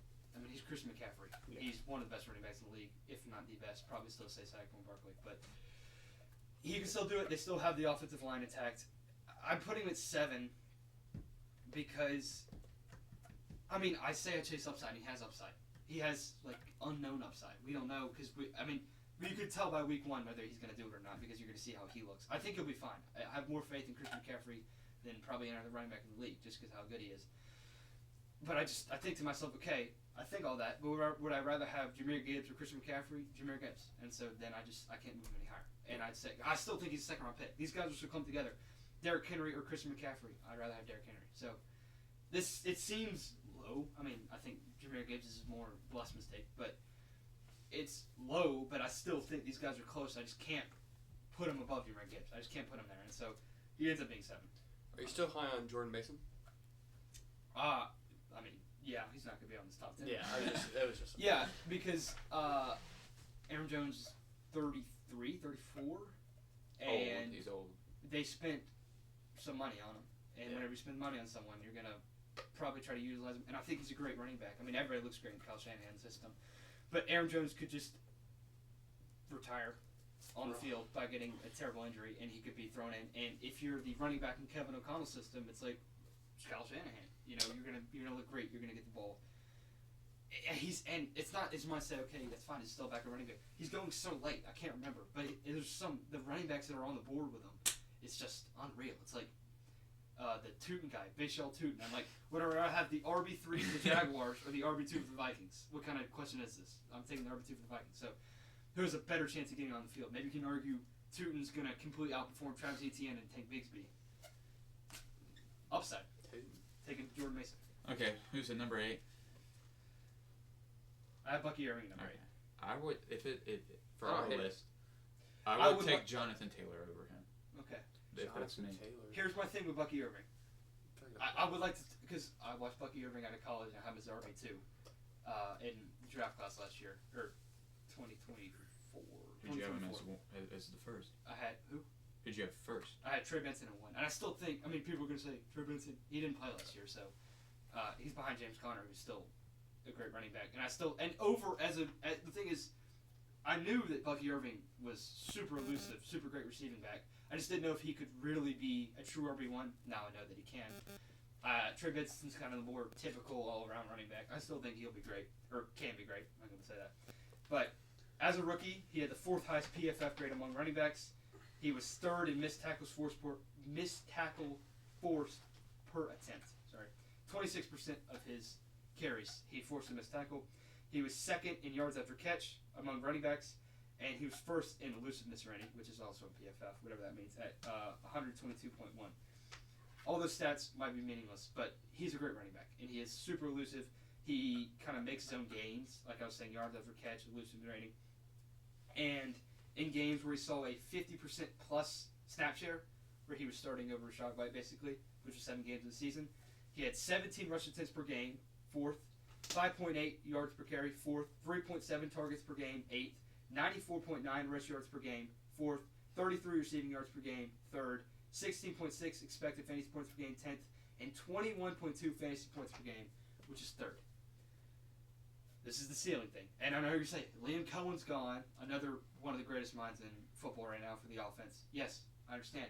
But he was just so good. Like, Liam Cohen creates these opportunities.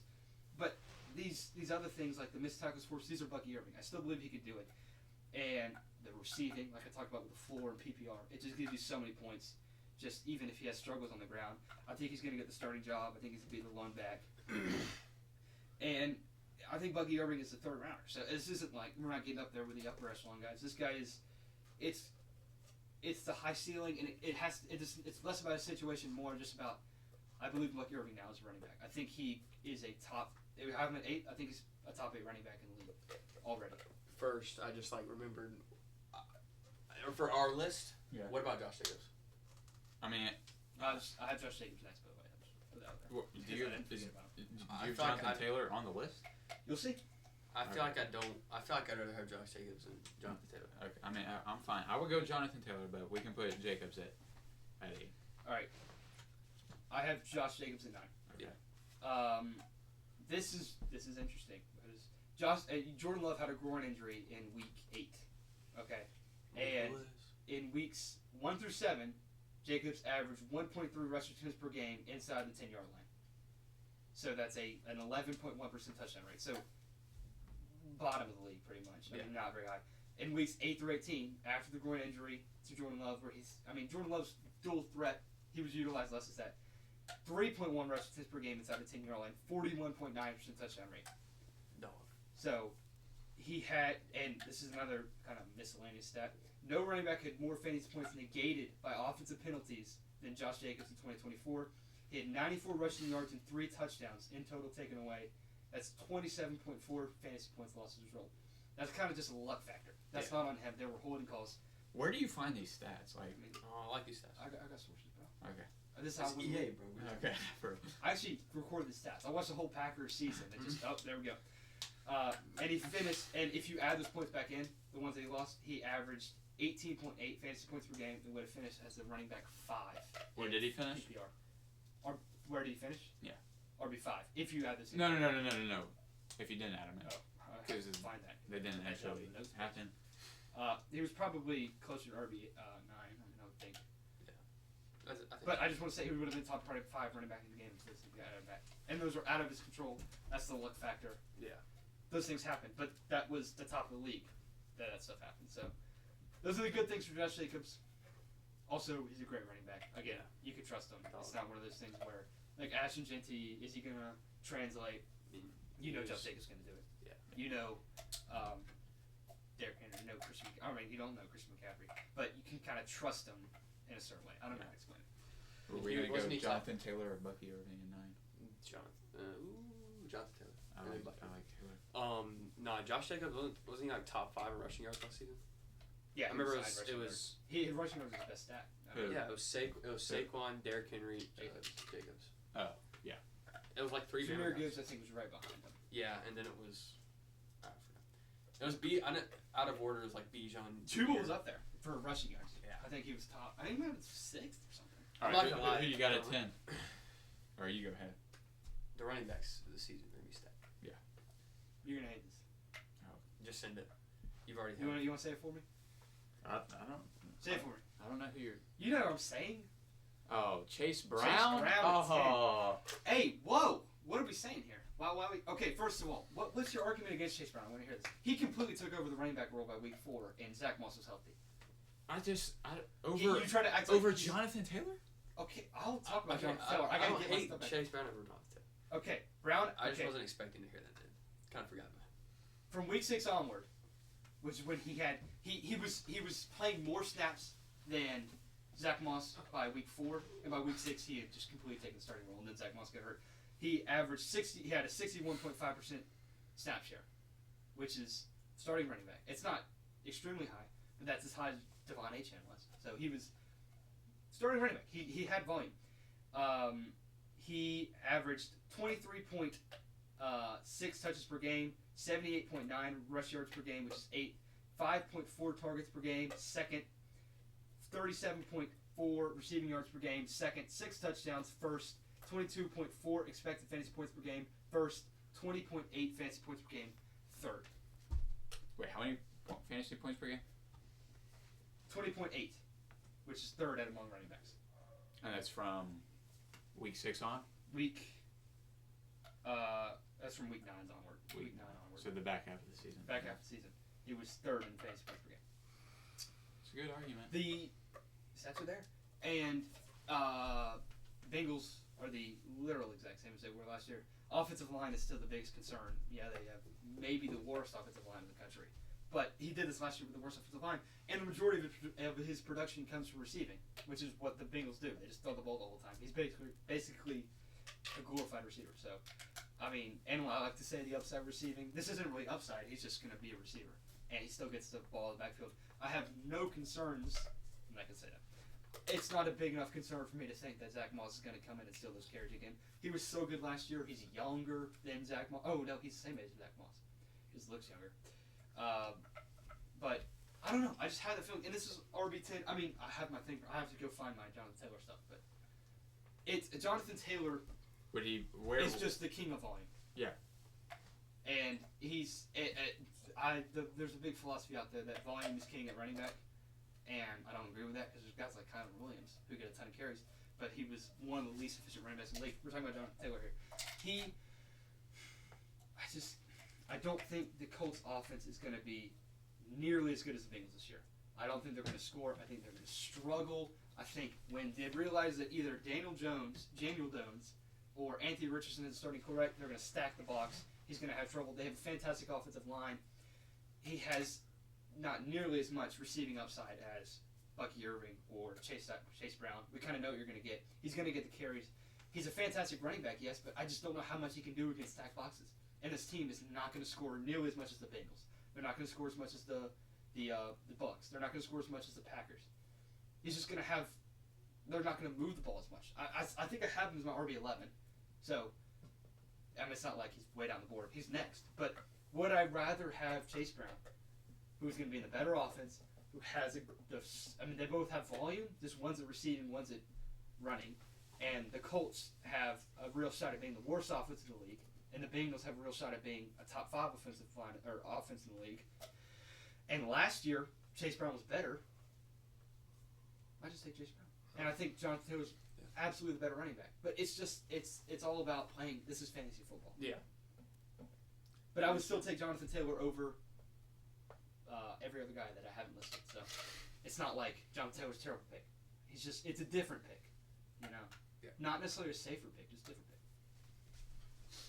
Okay. Well, I think that's going to wrap us up here, I guess. You have anything else? Something else fantasy football. I said I wasn't going to take the whole time, and it took a long time. Long time. Anything else about sleepers? Yeah, I mean, have y'all even researched? Oh, Isaiah Pacheco said it in podcast. I guess that was the last podcast. Calvin Ridley. Calvin I Ridley. thought we were on running backs. Sorry, his sleeper. Calvin Ridley's my sleeper. Darnell Mooney, you know my I thoughts don't know. on him. Yeah, Darnold is a good one.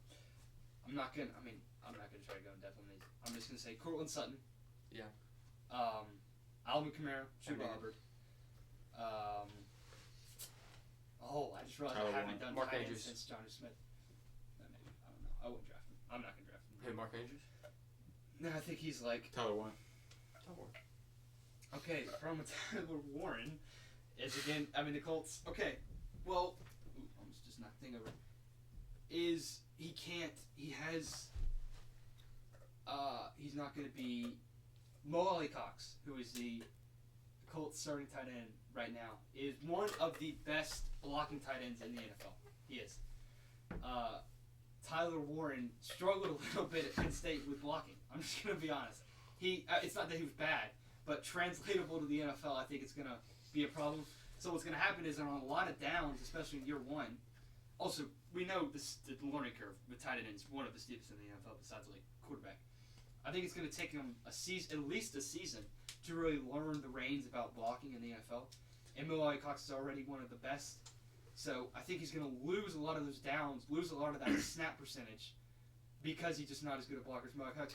And also, if Daniel Jones starts, that's the better option for Tyler Warren because Anthony Richardson has the longest average depth of target in the NFL at like 14 yards per target, and Tyler Warren is a tight end who doesn't run 14 yards downfield on most of the stuff. So, best case scenario, he's playing at best like half of the downs with Daniel Jones as quarterback in one of the worst offenses in the league. I'm not saying he's bad. I still think he should be drafted, certainly, in a 12-team format.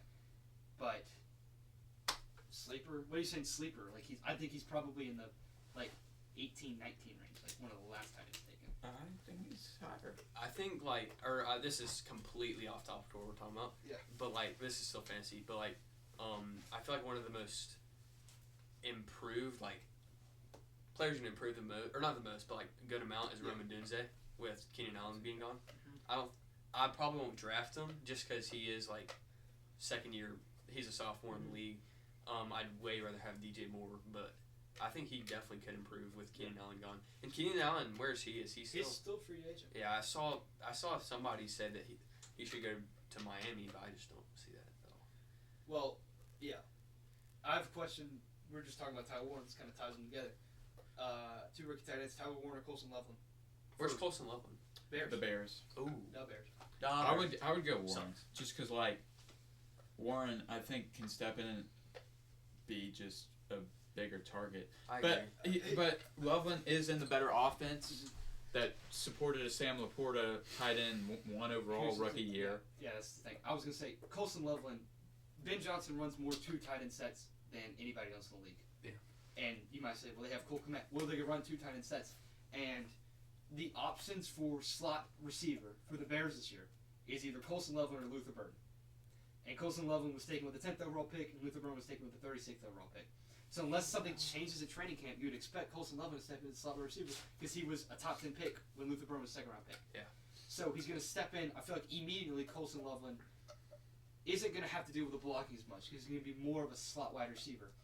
I mean, that's very much in quotations, but he's going to play that aspect of Sam Laporta in the Ben Johnson offense. Way better offense, way better offensive coordinator, better quarterback situation. The team's trending upwards. Offense is gonna score more points. I don't think he's more talented. I think Tyler Warren's more talented. I'm not saying that. Long term, it's tough because Tyler Warren's in such a bad situation. I'd probably still take Tyler Warren. I think he's that good. But for just this year, I'd rather have Colson. I think it's still close because of how good Tyler Warren is. But I think I'd rather have Colson Loveland as a late round tight end pick. I might lean Tyler Warren, maybe just slightly. I don't know. I think he's the better tight end with potentially more volume. Yeah, tight end is gonna be weird this year because I was kind of banking on a Brock Bowers late pick for me. I didn't get him. I traded for him, but Brock Bowers is going insanely early, and I'm just not picking him early. I hate picking tight ends early, and that's where I think my research is going to go to is finding that late tight end that can boom like how Brock Bowers did last year. I feel like that's just like a huge position in your lineup that can make or break a season, man. I mean, because to be honest, Brock Bowers was one of my key guys to win a championship. Oh yeah, so easily. Yeah. I banked on Njoku last year and he got banged up and it didn't really work out. Had to play my guy. What's his name? Zach Ertz? No, I did play Zach Ertz. Darnell Washington, my guy. He got some run. You played Darnell Washington? I played Darnell Washington at tight end, and he got a touchdown that week. So you're so lucky. You also played JT Sanders, and he got his only touchdown this year as well. I think I'm pretty high on Isaiah like this year. I'm pretty high on Kyle Pitts. I just what I do when I'm thinking about fantasy football, I write on a wall. Do you know how they do the old punishments where you get in trouble? It's like in the cartoons, and you have to write the stuff over. Yeah. I saw a thing where it's just someone writing, "I will not draft Kyle Pitts. I will not draft Kyle Pitts." I'm still gonna end up drafting him. I can't. I'm not going to. But if we're talking, what I was doing is I was banking on Jonnu Smith. I really love the situation, and then he gets traded to the Steelers, and I haven't looked at it yet.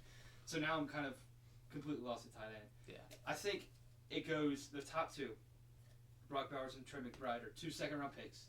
I'd be completely fine with both of them. I mean, you might say it's weird taking a tight end early. I might even lean just having Trey McBride at the end of the second round versus Brock Bowers at the beginning. Yeah. That's nice. And with so much volume that and you know you're getting at Trey McBride. I made a whole video on this. It's the exact same offense. Yeah. And how much I hate Kyler Murray, you know what you're going to get. And Kyler Murray, just like everyone else in the world, can throw a 5-yard pass down to Trey McBride. So definitely. I know you say you chase upside. you kind of know you're going to get a top 2 tight end. That's enough upside for me anyway. With the fact that unless injuries happen, he's going to be a top 2 tight end anyway. Yeah. So, but besides that, George Kittle. No, it just doesn't sound. Wasn't George Kittle like the best tight end fan? Yeah, he's going as tight end 3. It's like a 3-4. Would you say? Yeah. 6 cents. Okay. That's Oh my goodness, Valentine. But I don't know. And then I think 4 for me used to be Jonnu Smith. It's probably more T.J. Hawkins than the rest of people. I had him last year. I don't know. I haven't done as much research at tight end either. But it's one of those positions where you definitely sometimes feel lost. Like Evan last Ingram, year. like you were saying earlier, I think could be a. And you end up taking Luke Musgrave in rounds. We're glad I got T.J. Hawkins. Luke in round. Musgrave, what a guy. What a pick. He's not even the starter now, Nope, is he? It's Tucker Kraft. yeah. Who's maybe he's like tight end 10 this year, probably. Yeah. Dude, Tucker Kraft low-key cooked a little bit. Just a little bit. Tucker Kraft or Golden Kincaid? Would you rather have? Oh, I forgot about I would go Kincaid. I mean, wasn't he supposed to be like tight end like 4 last season? I'd rather go Tucker Kraft. It's close. Actually, I'd lean slightly Tucker Kraft. Because Kincaid's on the Bills, right? Yes. Yeah. Yeah. I mean, I'll take Josh Allen's tag. I don't know, Jordan's where not bad. Is Hey, Mark he's not Cooper just still out. floating in free agency? I think he He's is. old. I mean, who knows? He's not gonna. I forgot. I was just Drafted him last year with the 5th round pick. Yes, sir. That was another tough one. dude, I My thought 5th Mark round Cooper- pick Both my last panel year wide was. receivers, Waddle and Cooper, busted. Dude, I I got- thought Mark Cooper was gonna skyrocket when he joined the Bills. I traded him right before that, and I was so mad at myself. I was like, dang it, I could have got so much more, and then he was terrible. Yeah. I got my 5th round pick was probably my best pick, Malik Neighbors. I don't remember my 5th round pick. I think Neighbors was my 5th round Wait. pick. Forget my 1st round pick. My Just- team changed so much I couldn't tell you. I went CMC, and I want to talk about it. Devon Chan, My boy.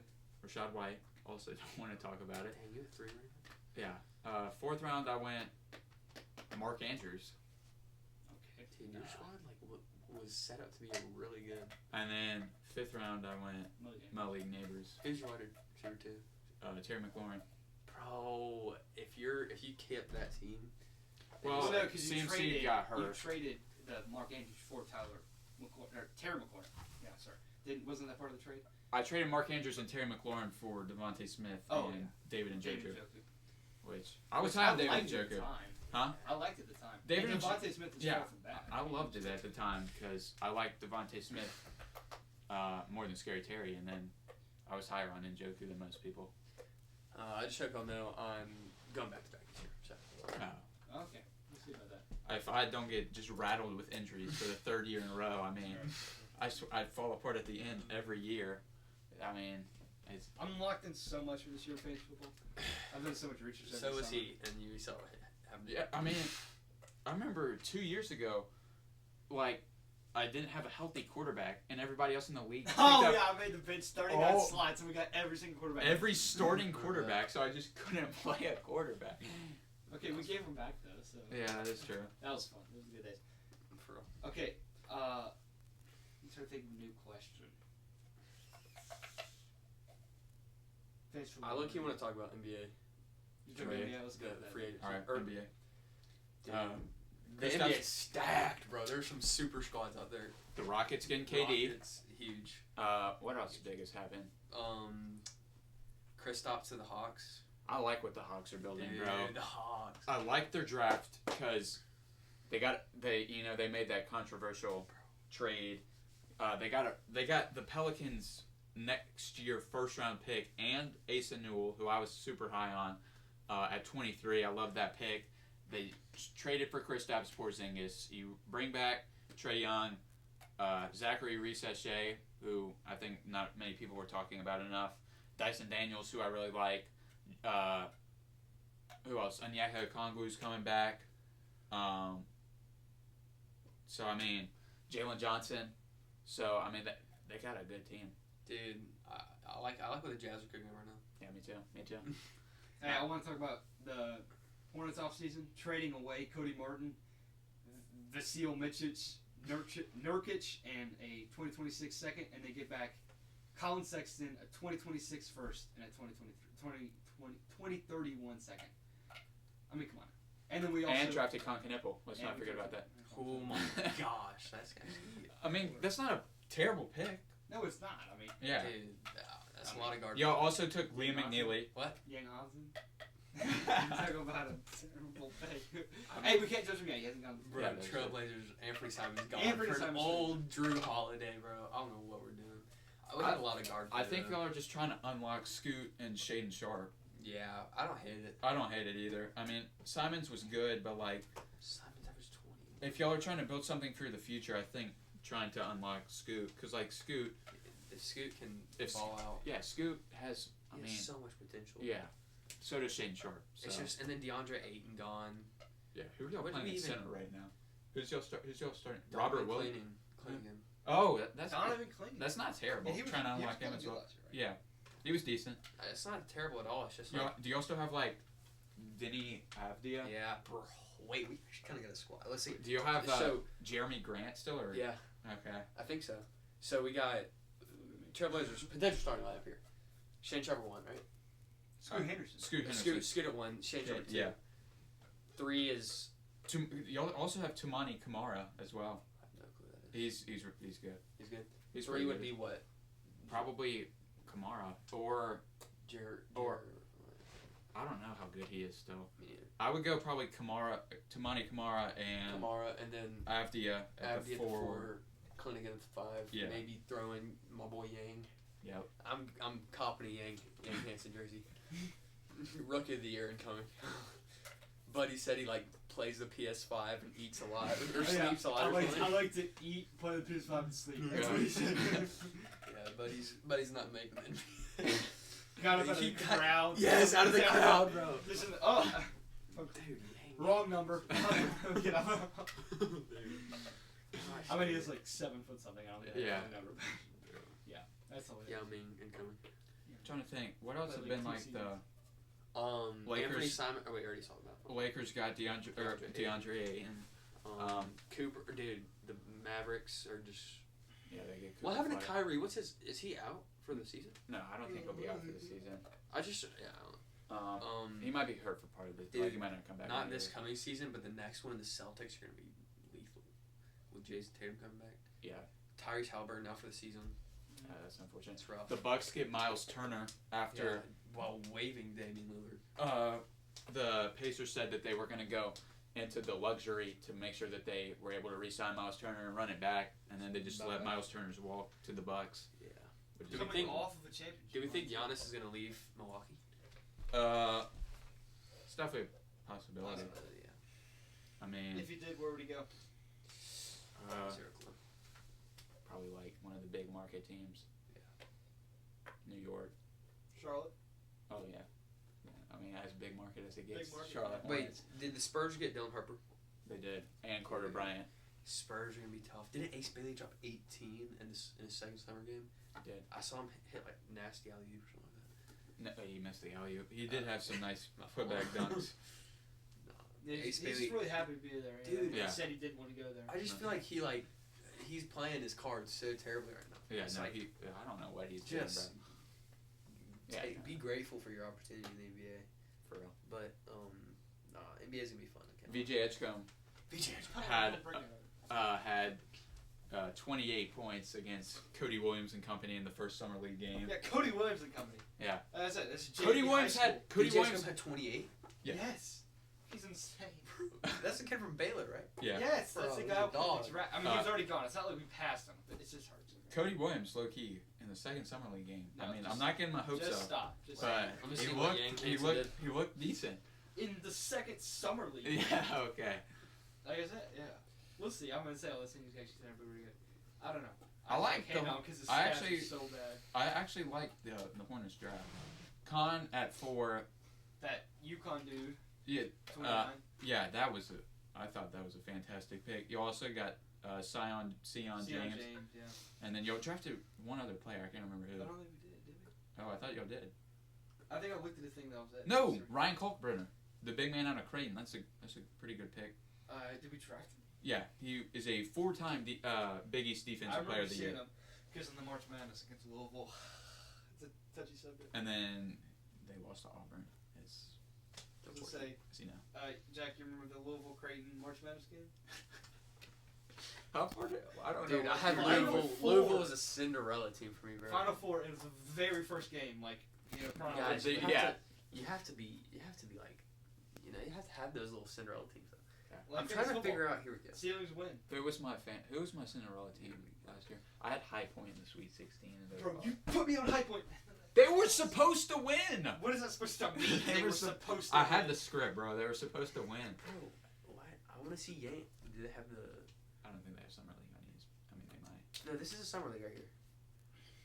Wait. Hold on. Go back to. Okay, so first Yang Hansen performance in the summer league comes on 7-11. Playing the Warriors. We played the Hornets. Oh, we played the Hornets When? Friday. 7-11. Wait, hold on. What day is For it the today? summer league, Today's bro, that Tuesday. didn't count. We So tonight we we're have about to play. Lakers Spurs. We're about to play. We Thunder won Jazz. yesterday. We won yesterday. Thunder play Chris Youngblood.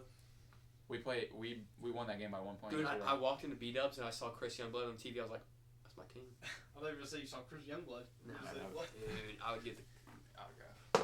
Yeah, I felt He's he's big basketball. I mean, he's Kind of built like a football player a little. I remember seeing him warm up. He was like, Too bad Chad Baker Mazar was. I mean, he was all over him. It's like a All over safety him. safety Illegally. coverage. Dude, I saw Don't hand it. Yeah. Left me. I saw an Instagram reel of the Grant Nelson dunk, and where he hit the Crimson Cane right in front of Janai Broom. I was like, dude, that was electric. I know. We're gonna talk about the Grant Nelson free throw line takeoff dunk, or should I say? I've only seen the first half of that, Yeah. but it's insane. Yeah, It looks First half where it funny ends with out him in midair. That's a there. yeah. Just pauses right there. That was an experience. What are we missing? Anything about the NFL non-fantasy football wise? The couple trades, the Jonnu Smith and Jalen Ramsey for Maka. Ooh, I that was a did see big that. one. I'm trying to think. I feel like I'm forgetting something major in NBA, but I just can't remember. Were there any other major trades? I mean, Not really, I don't think. yeah. I think KD was the big one. Yeah. Y'all talked about Dame leaving, right? Yeah. Where's he gonna go? Trailblazers. Warriors. Warriors would be tough, bro. I Oh. call it. Y'all say it's gonna be Chris Paul's last season? No, yeah. No, it is. It I is mean- Chris. I Oh, mean- he's UCLC. It's gonna be out. Yeah. LeBron James' last season, probably. Uh, Didn't he say he had one more in the tank? I don't know. Is he gonna get traded? I feel like he he said got he's. signed. He got signed to a 1 year. I feel like LeBron says he has one. LeBron. I feel like every year he's like, yeah, I got one more in the tank. He's waiting until Bryce gets in there. Bryce will be a freshman at Arizona. Yeah, but he surely doesn't. He's One and supposed to be done. better than Brody, right? Probably not. Probably not. He's. big. I don't think he was highly as like recruited. I think Bronny was maybe a 4-star and Bryce was a 3-star. Could be completely wrong. I don't know, but Bryce is taller. Yeah. So I don't know. Well, That gonna do it? I guess that's gonna do it. Any other sports? Just random. PCA is the best. TGL. Who's winning the golf? TGL's. Who's winning the golf thing right now? The golf It's gotta be. Dude, it's gotta be me, bro. Dude, My I- squad's a I think dog. it might be him. Yeah. What?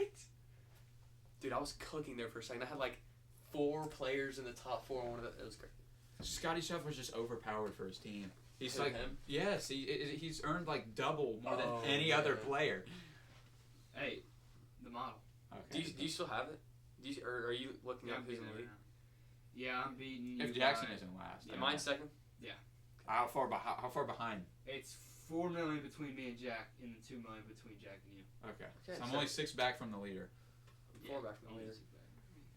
Dude, So I'm what- excited to watch the Ryder Cup, bro.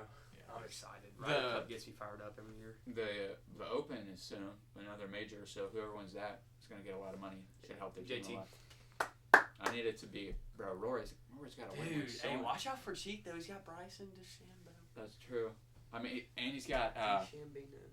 what was Todd that guy? Bonnie? No, the other Oh, guy. No, the other Nick guy. Dunlap. Nick Dunlap. Dunlap. The Oh, legend, the Masters legend. Dude, plus 18 after the first. Yeah, buddy was terrible. baseball. I haven't watched it. Baseball. No idea what's going on. Dude, Elliot dude, there was Cruz one is thing. Ketel Marte, Diamondback's second baseman, he lost his mother, and a fan, his mother died, and a fan started heckling him and started like making fun of his mom dying, and they lifelong ban on the fan, and Ketel Marte actually started crying on the field, and they had it was bad.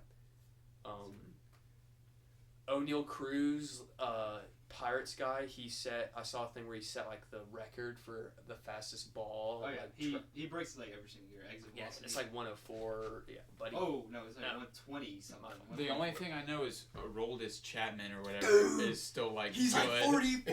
Yeah. He just throws as throwing fast as he 105. was 24. I know. He's it's insane. 39, I think, actually. Yeah. He can. Yeah, he's. No, His he's flamethrower just Bro. keeps coming back Yeah. every year. Dude, you know who's terrifying? It's the Reds pitcher, Hunter Green, I think his name Hunter is. Green, Dude, the I think he's- starting pitcher. I think he's hurt right now. Dude, that guy's a beast, though. Hunter Green. Yeah. Yeah, he's nice. Dude, what are we thinking about? Max Fried. He's not a flamethrower. He's tough. I've For the seen- Yankees. I've seen things where the Pirates might deal Paul Skeens. Well, they're just so bad. I mean, they have the one of, if not the best pitcher in the game, and they're one of the worst teams. I don't think they will. But that'd be. I mean, I couldn't That'd be really crazy. count it out. It's kind of just like one of those franchise pieces that we just want to go around. Yeah. O'Neal Cruz is another guy for them. He's 24. He's also They one have of the best center fielders. definitely. Trying to think what's else in the league. Bro, you know it was electric. Ronald Acuna's home run after he came back from his that was Yeah. crazy. Was that on the first pitch? It was the first Yeah. pitch. First pitch. Dude, that's awesome.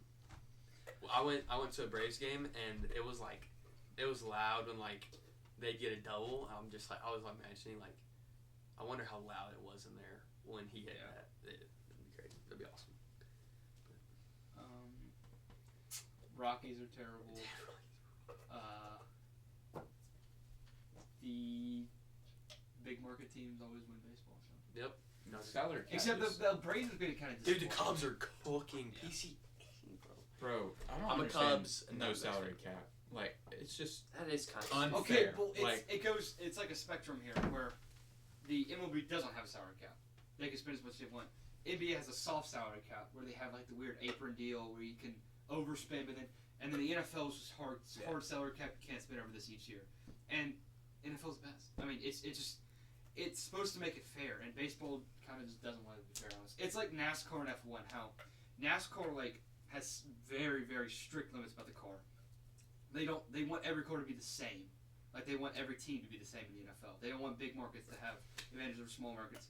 In F1, you can build your car the way you want to build it, as long as they have guidelines. But they want you to be innovative. They want you to be inventive and build this faster car. In NASCAR, they build the car for you, and they want it to be as similar as possible to every single one. Yeah. It's like F1 is like MLB, and NASCAR is like NFL. Hey, F1, that guy from the Kick, I forgot, Lyndon, I forgot. He's in the Kick car. He's with the Kick team, and he got his first podium finish. And he goes, what? First podium finish after maybe 30 races. Buddy was struggling. Just thought I'd share that. Nice. McLaren, just dog. Landon Norris and Piastri. Sorry. I cannot tell you one thing about F1, if I'm being honest. Anything else? Automatic sport. I just watch MLB right now. I don't. I think that's about it for the. Oh, yeah, anything. I watched Summer League. That's pretty much it. Well, All right. We'll see you next time. Pod 11 coming soon. big time. Pod 11 on 7-11. Thoughts? Sorry. What is around on the 8th? No, That would be you're gone, right? Wait, what day is that? Saturday? Friday. I could do Friday probably. Yeah. Well, Well, I think. probably not scheduled on the episode, but thank you for watching. okay. Yeah. My fault. That was my fault. Yeah. We'll see you next time. Yep.